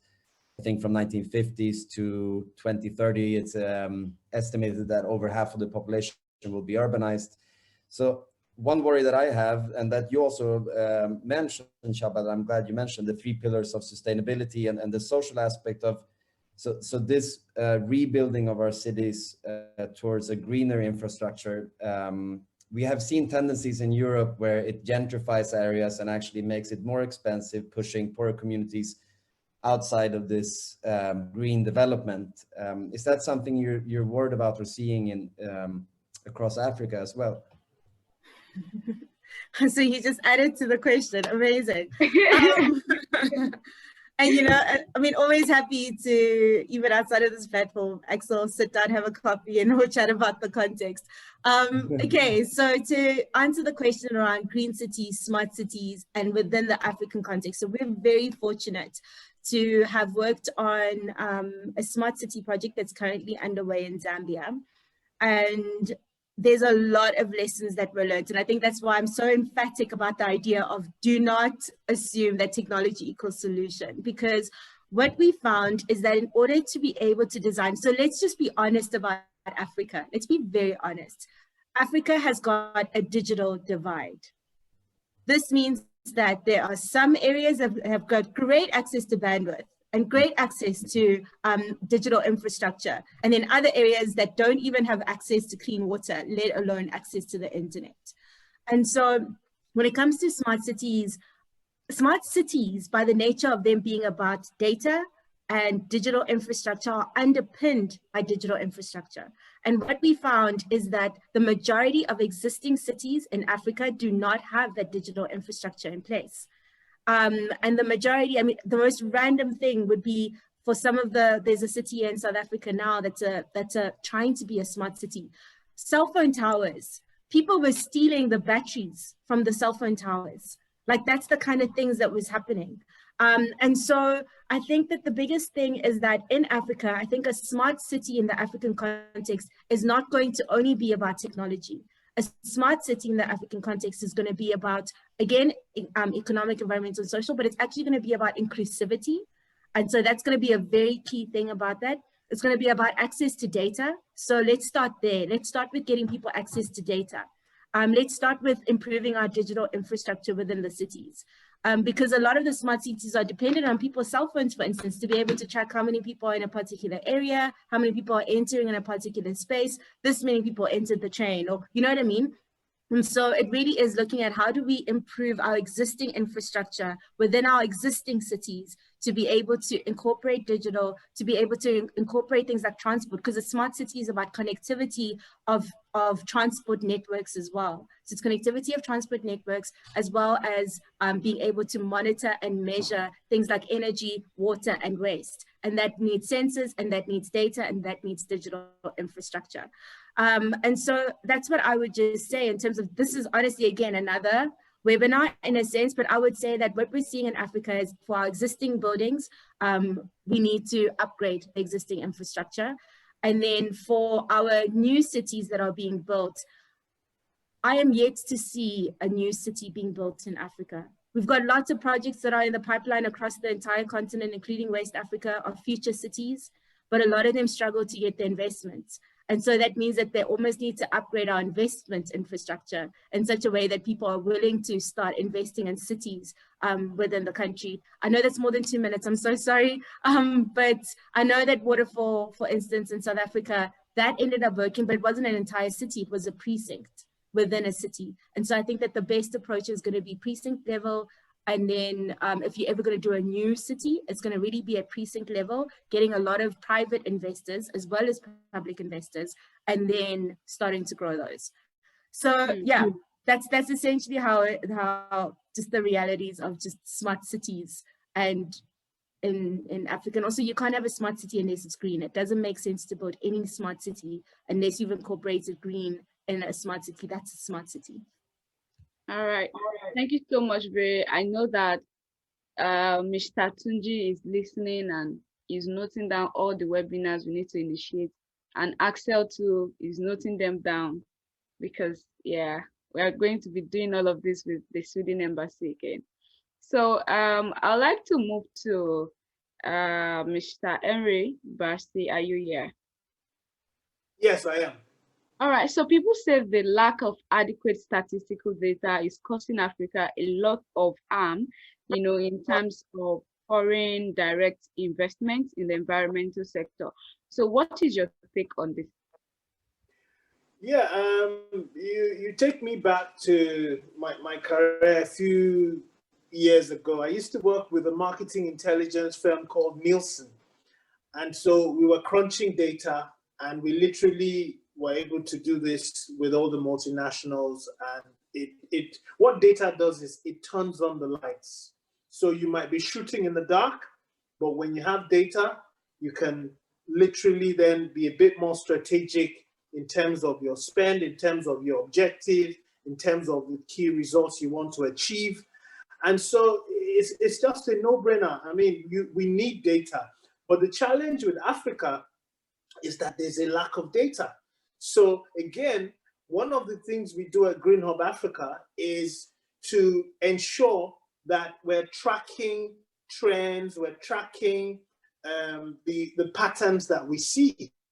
And then we're able to then sort of say that when we're looking at the different 3 Ps that I mentioned, the objectives are different, but there are certain things that they require to be able to achieve their big picture vision. So data is critical. You can't really work without data. And unfortunately, it's still a challenge here for us in Africa. But I think that the awareness is there. Again, thanks to digitizing the economy, we're able to track a bit more and get a bit more information, and can also do customized research, which is then focused on a certain problem. The critical thing with data collection is we must be clear on what the research problem is. Once we're clear on that research problem, then we can actually then design, if it's a questionnaire or whatever, that focuses on the solution, and then we're able to harvest data that we can use to make informed decisions. So data is critical. Thank you so much, Henry. I'd like to quickly go back to Dr. Debisi. So what is the role of research and statistical data? No. So what is the relationship this time? I already asked that question. What is the relationship between, technology and the green sector? What's the relationship between technology and the green And sector? the green sector. Axel is smiling. I don't know why. Possibly because the Big answer question. the answer can go in any direction. That's another webinar. So again, I think let me just, this is probably the shortest response you'll get from me. Technology should be helping solve problems. That's it. Either helping you understand challenges or helping you solve problems. So you heard Henry talk about data and statistics. Earlier in my presentation, I talked about agriculture insurance for climate risk and risk-adjusted finance. You can't do that without access to information. When I talked about the rainfall in 2012 and also in 2020 being a 1 in 100-year event, that's because of the availability of a time series of data. And so in addition, I think to sort of support what Henry was saying, the data in some cases exist, but are not available. Of course, I talked about taxing discovery and innovation. One of the ways that governments inadvertently tax innovation or stifle innovation is when they don't make data accessible and available. So you have a lot of information sitting within public institutions that are not available to the public. I mean, these are government-owned institutions that are not available to the public. So for that type of challenge, what you need to do is then work on the regulatory environment, on data ownership. I know Axel mentioned this at the beginning of the session. We really need to look at who owns the data. Is the data available? And is it sensitive? Of course, you have regulatory frameworks to protect the identity of individuals, but you also want to ensure that there is enough information to improve decision-making, ultimately, whether for governments in the public sector or for entrepreneurs in the private sector. So you have lots of organizations working on improving the metadata, meaning the high-level information under which you organize information, or the ontologies through which you can then cross-compare data sets. I really could take this conversation in almost any direction, but suffice it to say that data enables you to understand challenges and improves your decision making. Thank you. All right, thank you so much. Mr. Davisi. I know you would say that that requires another webinar. So, Viri, I would like to come back to you quickly. So, how do you think the government in developing countries, support sustainable construction implementation? That's a very, very good question. I'll try to be short this time. I'm trying my best. What I would say is that government's role, a lot of the times when it comes to climate policy and climate mitigation and adaptation, is really around setting a good regulatory framework, setting a good environment in which investors can come in and really, invest in green within the particular country. So I'll give an example of South Africa. In South Africa, government set minimum energy requirements for our buildings. And the reason for that is because a lot of the buildings were being designed with a lot of glass. And if you look, and again, that's why I always go back to contextualization. If you look at the context of South Africa, our climate is not built for glass buildings. It was actually very inspired by German architecture. Our climate is not built for glass buildings because we have very high irradiation, which means that we're just basically creating a heat box unless you make sure that the glass that you have specified actually has got a good performance. And so government created regulation that said, if you're going to have any building, this is the glass performance that it needs to have. This is the amount of energy per square meter, so kilowatts. I know we're interchanging the words energy and electricity the whole time, but this is the amount of kilowatt per square meter that this building is going to consume, so kilowatt hours per square meter. And so they actually gave regulation like that. That regulation that was enforced in 2008, because of the, we started to have an electricity crisis because our buildings were just consuming so much power. That regulation ended up birthing the Green Building Council in South Africa. And the Green Building Council since then has now got 400 Green Star certified buildings. So I would say that all governments or anyone who's from government or working with government, I would say that it's up to the governments to create these green building regulatory frameworks and policies that private sector and public sector needs to comply with, and then to work very closely with a local green building council. So to give some insight, I mean, there's a local green building council in Nigeria right now. They're sitting in Abuja. There's a local green building council in Ghana, in Zimbabwe, in Namibia, in South Africa, in Cote d'Ivoire, in Morocco. There are local green building councils. And so it's really government working closely with the local green building council and working closely with private sector as well as with investors to be able to push this green building movement forward. And it is important to push this green, and also with research institutions, so with universities.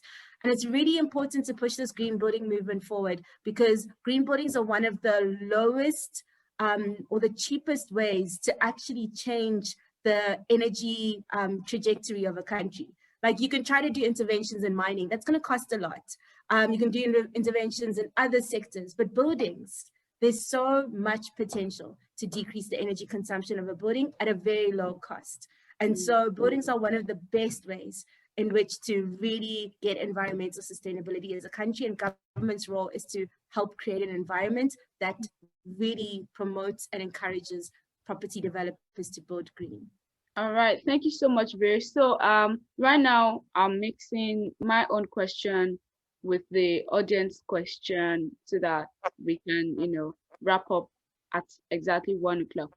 So Vera, you have a question as well as Axel, but before I come to Axel, I'd like to quickly ask Vera this question. So someone is asking that if green buildings is of importance to our environment, how do you think green buildings can be achieved extensively in Africa and in Nigeria precisely? Okay, I'll start, and then obviously, as you said, you're going to move on to Axel. I think the main thing that I would say as almost like a takeaway for every person who's actually in this call who's interested in green buildings, what I would say is really like email. I'm going to just give an email address, and that's the World Green Building Council. And so that's africa@worldgbc.org. And they'll be able to put you in touch with the green building movement locally in your country. I can promise you now that there is a green building movement locally in almost every African country. The only problem is that you need the traction to be able to move it forward. And you also need the projects, and you also need the education. that's why I love the work that like a Green Hub is doing, because education is so important. Unless you know what a green building is, you're not going to ask for one.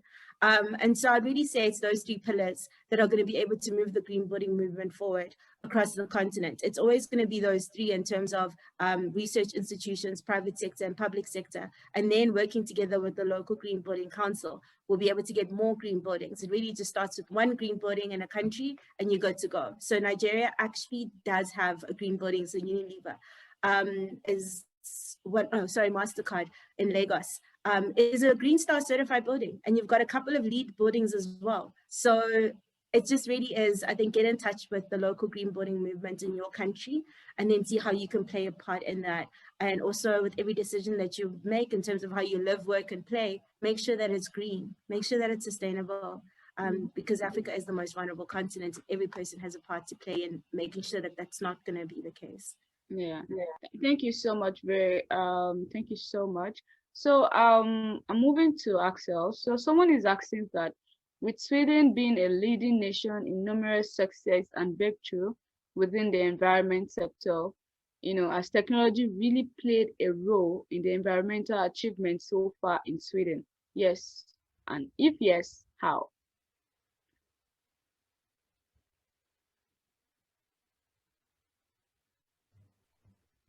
Can you hear me? Yes, I can hear you. Did you get my question? Yes, I sorry, my connection was a bit bad. Okay. Yeah, I mean, Sweden's success in terms of technology and environmental achievements has to do with a lot of things. First of all, we're a small country, and in comparison, we're 10 million people, and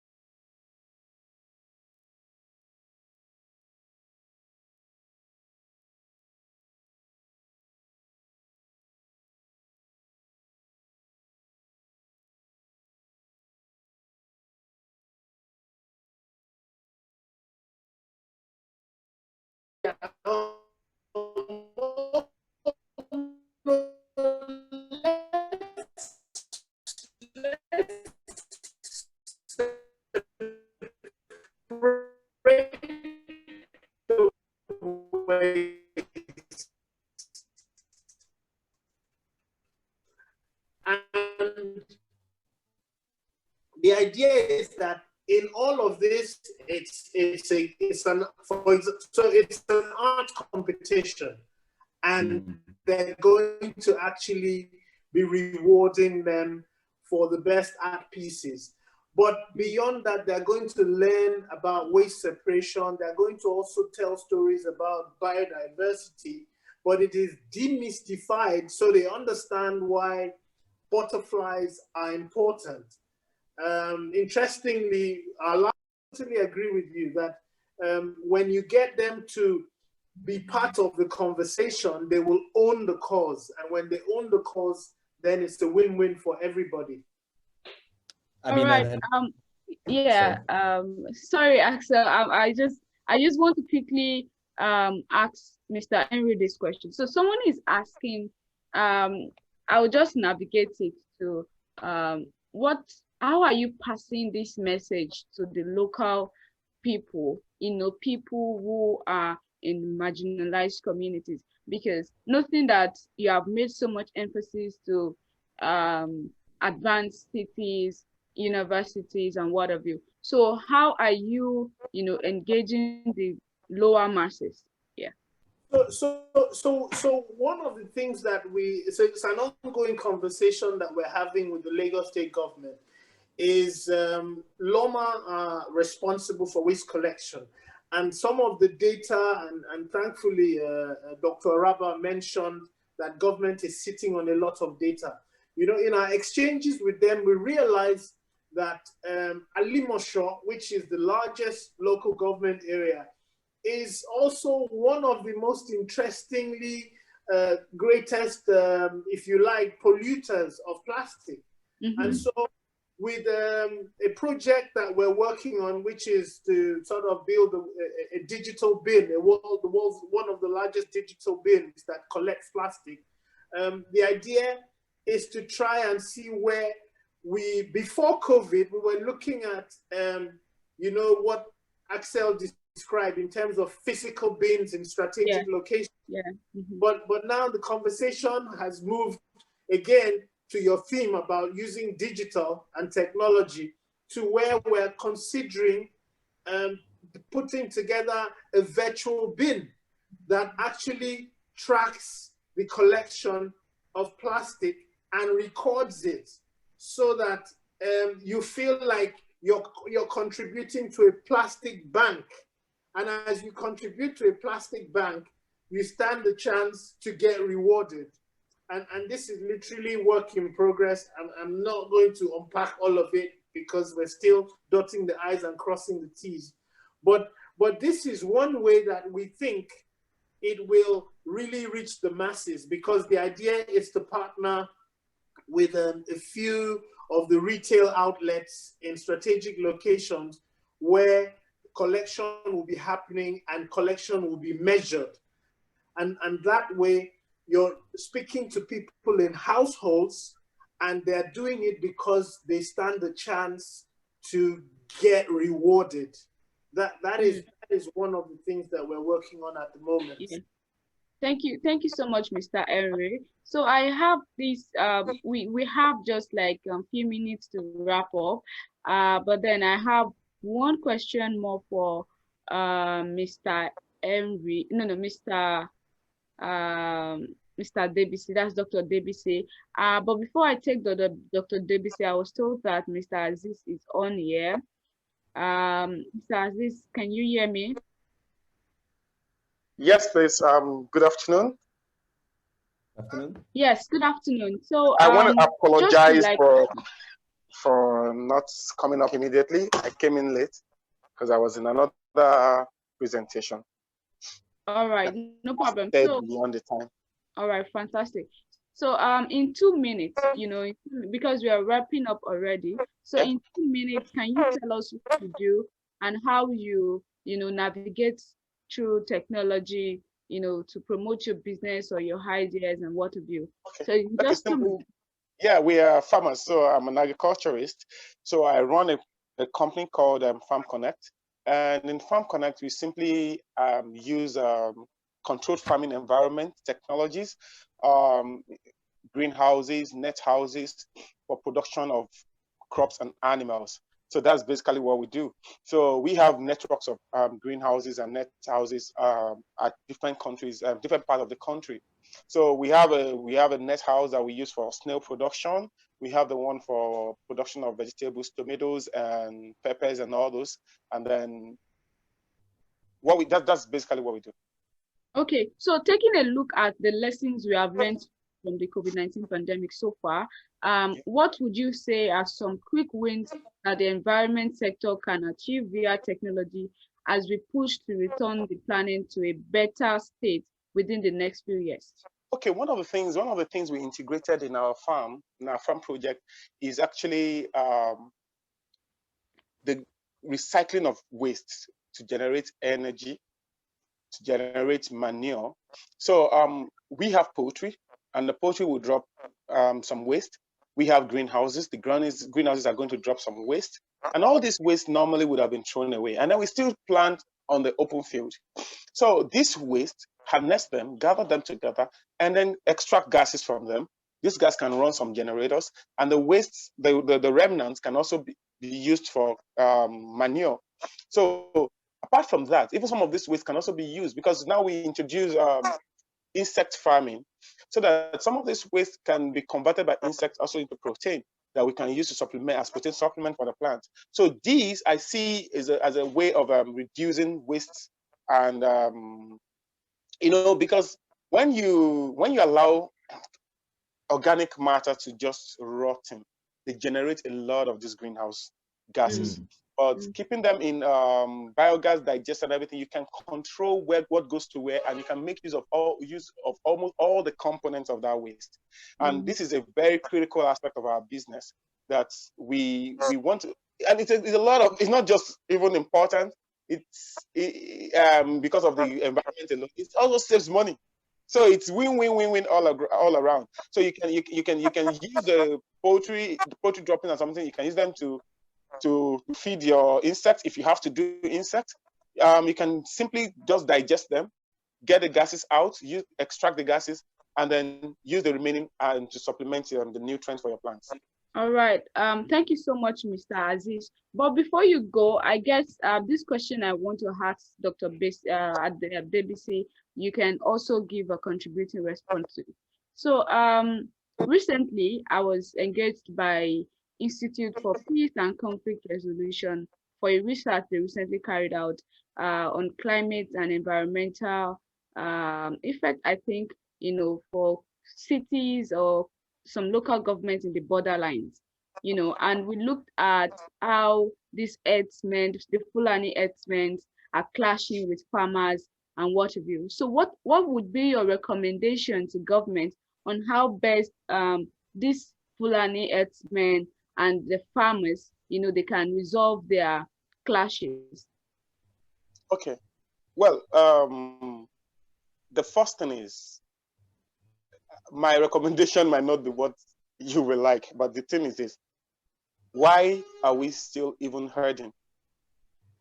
Why do you want to raise cow that needs normally 10 kg of feed to add just 1 kg of weight, and then you now make the cow to walk, eat the food, convert the food that should have been, the energy that you have converted to meat or to flesh, you convert it into just kinetic energy and waste?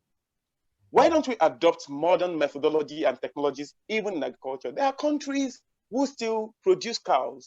They don't have to herd.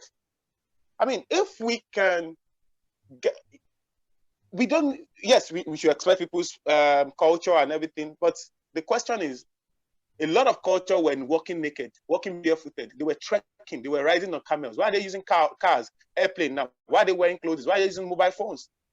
The world is evolving. And if the world is evolving, you need to take the time to let people understand that technology taps on you and tells you, let's go. If you don't want to go, it drags you and bruises you. It's high time these people began to understand that even herding is anti-economic. Nobody will buy your meat when you cannot even trace what feed they have eaten, where they were farmed, what are the practices that they were exposed to. So it's only us locally that can buy the food, because we don't even have safety standards around our food. So if the government really wants to enhance agriculture and promote this piece, we need to employ the modern technology. Cows can be farmed in controlled environments. They can. Even the local Nigerian cows, they can be farmed in a controlled environment. If there must be exercise, they can be ranching.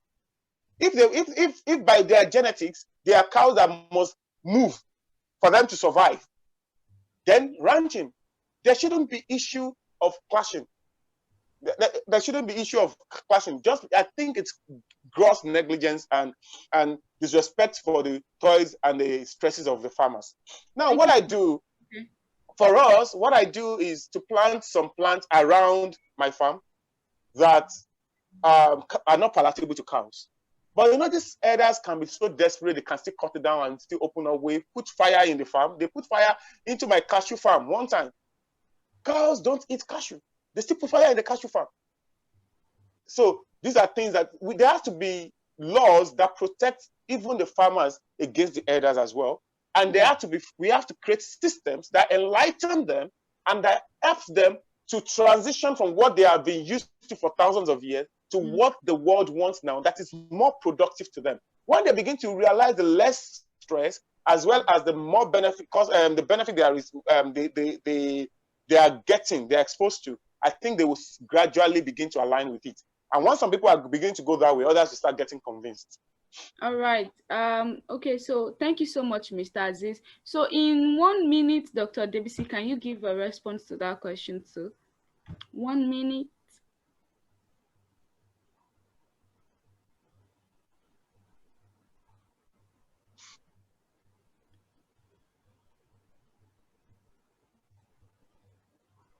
Hello? Hello, yeah, we can hear you. Okay. Thank you very much.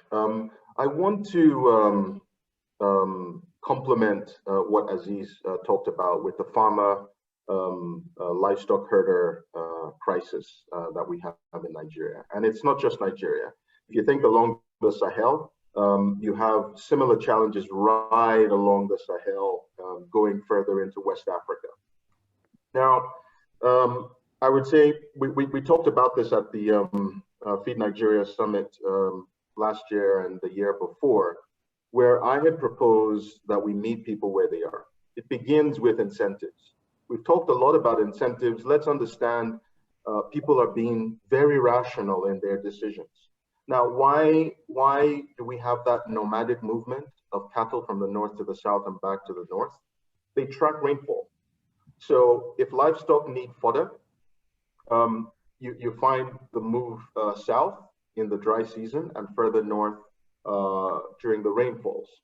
Unfortunately, because of historic corridors, livestock corridors are now occupied by, through urbanization development, you have farmland now, you have residential areas, you have this nomadic movement through farmland causing this tension between the herders and the crop farmers. Now, one way to look at it, well, I suppose the multidimensionality of the solution is there is the policy side, but there's also the market side.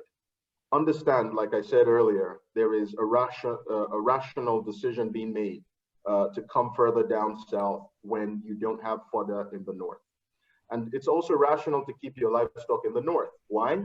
Because in dry conditions, you have fewer exposure to zoonotic diseases and pests. But when you move further south to the tropics, where it's humid, you have higher exposure to zoonotic diseases. So there is a rational decision to keep livestock in the north, but then the markets are in the south, so you still have to move them down south. Now, when you think of the market incentives will involve the policy framework, will also require behavioral change. As Aziz mentioned, culturally, you have certain ethnic groups who have the nomadic aspect of livestock herding in their culture, embedded in their culture. That is not something that is a simple negotiation. You're not going to change that overnight. However, it needs to change because the business of livestock farming needs to evolve. When we think about moving the livestock beyond wasting the calories, as Aziz mentioned, you're using all this feed for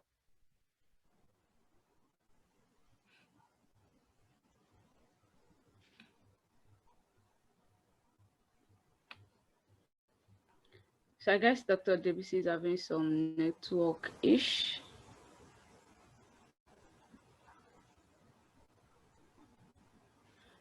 Okay. Okay, so while we try to get, okay, is it back? All right, so while we try to get Dr. Debisi to complete his statement, I would quickly like to ask Mr. Henry this question. What are some policies that you think African governments, should put in place to help drive the effectiveness of technology in the environment sector? Okay, so I think that the policy conversation is a critical one that government needs to look at very, very strategically. if they're going to enhance, the private sector to do what they need to do. So, for example, we understand that there's a project, a waste to wealth project, where styrofoam is going to be converted to diesel. That is literally work in progress. That's something that's going to go live soon. From our last webinar, the permanent secretary of Lagos State Ministry of Environment shared that with us. Now, if that exists, then it is critical for policy to be in place to continue to facilitate initiatives like this. I mean, at Green Hub Africa, we're literally also looking at the opportunities to also add value by coming up with social enterprises that can employ widows, employ the youths, and also drive protection of the environment. But these policies need to be in place for us to be able to approach the right investors, to be able to follow through and get these projects up and running. So I think that without a doubt, policy is a critical aspect, which is why in all the webinars we do with the UN, we always ensure that government is represented, because as a media platform, we think that balanced advocacy and communication needs to be heard from all the critical parties. And so I wouldn't agree with you any less. It's extremely critical that government put in place policies. But you see, there's the documentation of policy, and then there's the applying it for it to be actually, existing. That is also a gap that exists. So you can have a policy that is not implemented, it's not enforced. So if you look at what has happened in the Rwandese case, when it came to plastic pollution, the ban on plastic pollution, enforcement was a critical aspect of it. So if we're going to have these conversations, we're going to just want to move it from not just leaving it at policy formulation, but also the enforcement of the policies. And that in itself is a different kettle of fish, because like if we use the example of, the nomadic cattle rearing that we were discussing just now, we would realize that cultures have been formed over the years. And if those cultures are going to be changed, a lot has to be looked at through the entire ecosystem, so that the shocks towards changing those cultures are not sudden. It needs to be done in a very subtle way. It needs to be done systematically. But where there's a will, there's a way. And I believe that with the right partners, especially because government can't do it alone, identifying the right strategic private sector partners will help in forming the policy and ensuring that the policies are adhered to. All right. Thank you so much, Mr. Henry. I want to really appreciate everybody who has joined this call. We've had over 100 participants on this call since, even though it was, fluctuating and relatively. I wish I could take, all the questions from the audience, but unfortunately we won't be able to accommodate all of that. Other questions that we've not responded to will be responded to, and would communicate it to all attendees appropriately. So for closing remark, I would like everyone, starting from Mr. Henry Bassi, to give us his 3-minute closing remark for this call. Thank you. Okay, so closing remarks would still border around the need for collaboration across the different sectors. The issue of climate change and the green conversation is not one that any one of the bodies can handle on their own. So the need for collaboration is critical. The public sector have a big role to play, the private sector, the not-for-profits, the businesses also have the role to play. So it just cannot be achieved. However, while all of this is going on, we cannot run away from the fact that people's mindsets needs to change. We've talked on a number of issues that require mindset shift. Some of them are ingrained in our culture. And so for you to begin to change cultures, the opportunity that digital presents is one that we should explore, because the generations that are, the early adopters of digital technology are the youth. And so I would say in all that we've said, we need to also look very closely at that segment of the market and try to ensure that when we discuss technology, we also look at it from the perspective of it as an enabler by baking it into the entire solution that we're thinking of. Thank you.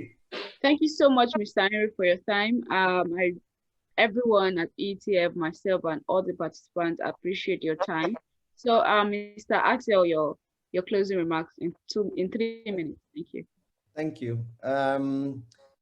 Thank you, Basi. I would like to echo that and emphasize the need for collaboration and also accountability. I mean, for example, if we talk about the waste problem and plastic waste, just an example. I know Ghana and Nigeria have you have the pure water, the sachet water, and that is generating a lot of waste, especially in the areas that are completely lacking any waste infrastructure.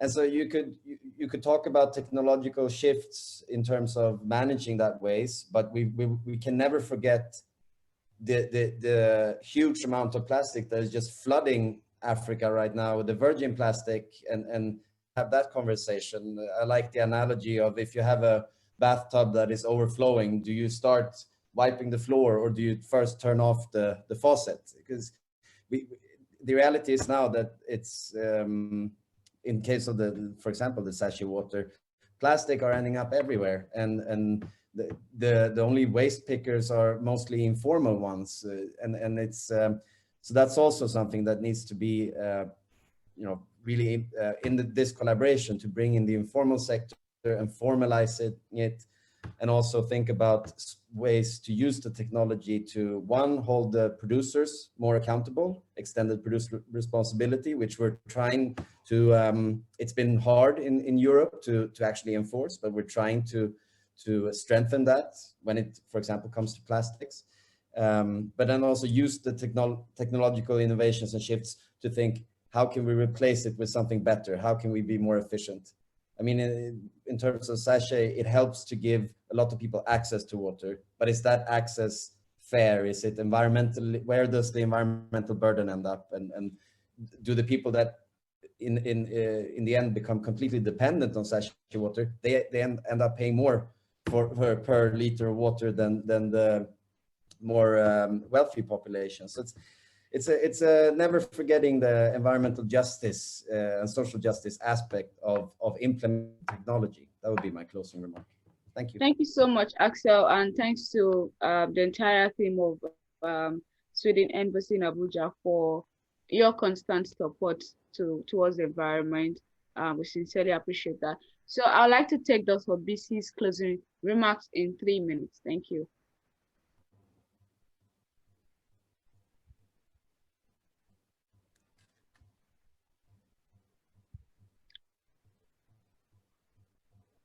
Okay, your mic is still muted.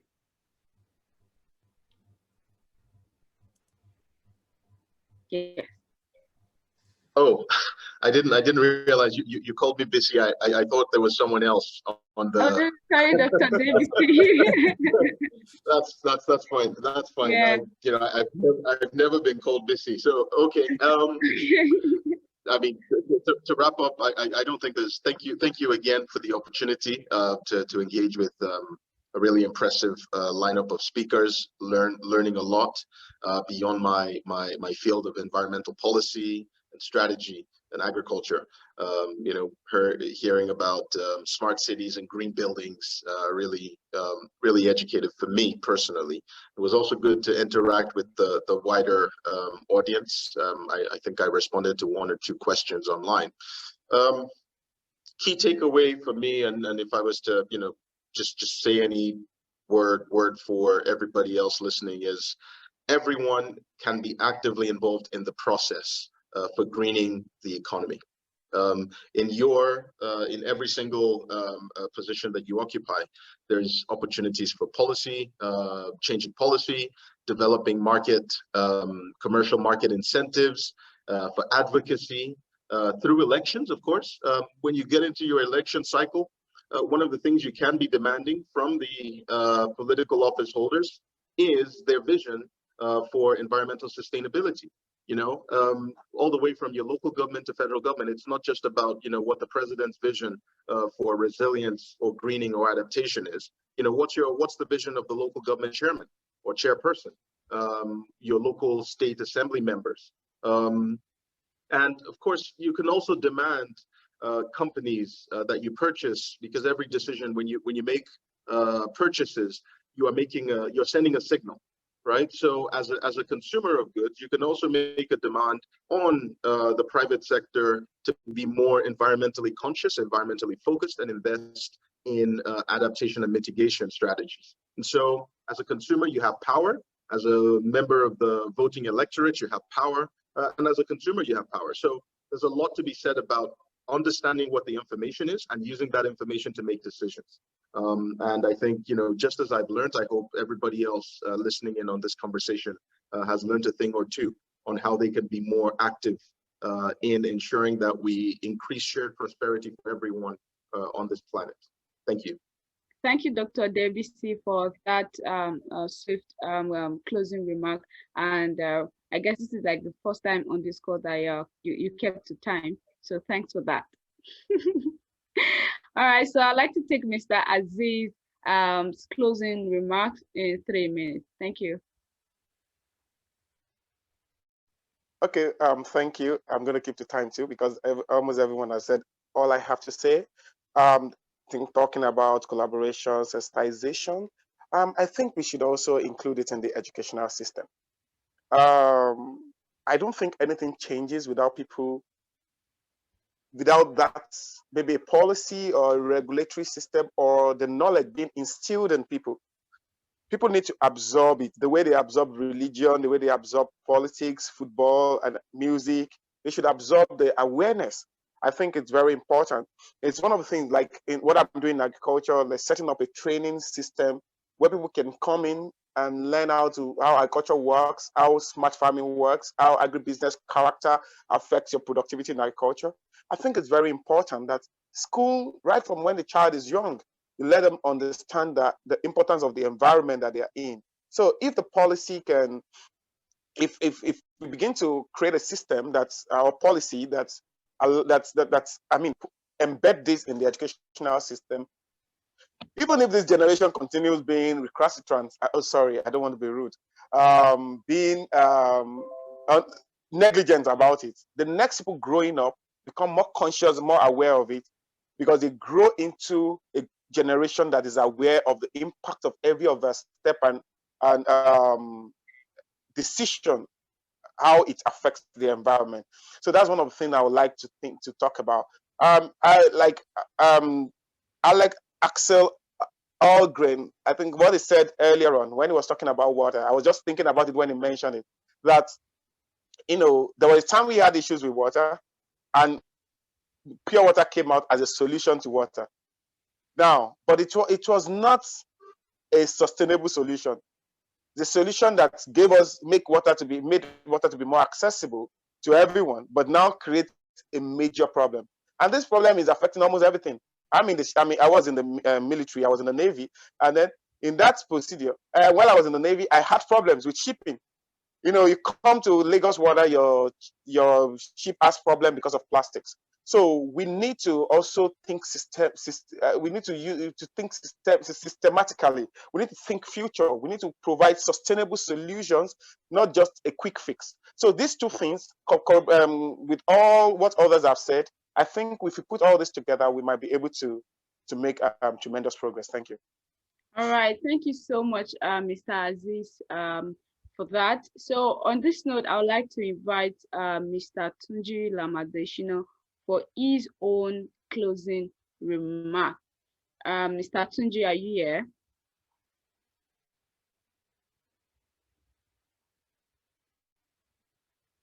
So while we wait for him to join or give his remark, I'd like to especially thank B. Tani, who has been interpreting all our conversation in French to our French audience.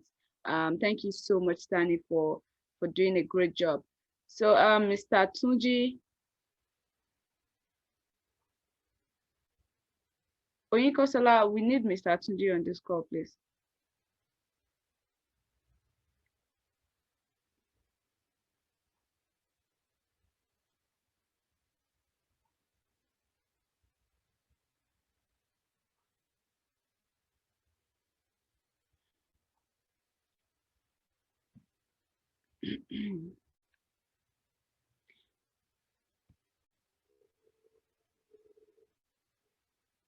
Okay. Okay.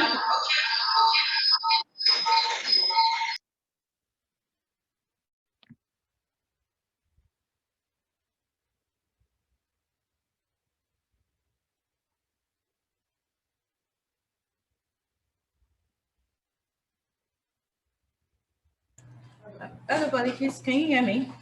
Yes, yes. Okay, so I'll be taking the closing remarks on behalf of Mr. Tuji. All right. Please, you have the floor. Thank you. Okay, so I would like to thank all the panelists today. We'll say thank you very much for taking out time from your busy schedule to pass across a lot of information and knowledge onto us. We say thank you for that. And to all attendees, we are really grateful for today. I hope you've learned a lot on how we can actually harness the power of technology. And we hope to see you for the remainder of the Green Webinar series. Thank you very much. All right. Thank you so much. Oyinkosola, are you going to be taking the picture from your hand so everyone can turn on their cameras? Yes, I'll be doing that from my end, so everyone can just turn on the cameras and I'll take. All right, pictures. please turn on your cameras for a quick pictures. All right, good. Okay. Yeah, Mr. Aziz, your camera. Mr. Henry is on. I can see Sheifumi Adebote on this call, so you have to turn on your camera, please. Tani, can you please turn on your camera? All right, good. We have Tani in here. Okay, so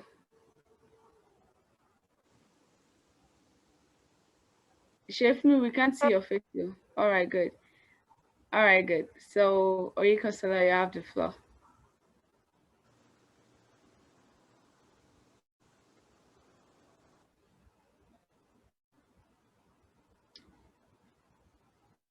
Okay. Are we good? All right. Yeah, we're good. We're good. All right. Thank you, everyone. Thanks so much for joining, and have a nice day. Thank you. Bye. Bye. Yeah.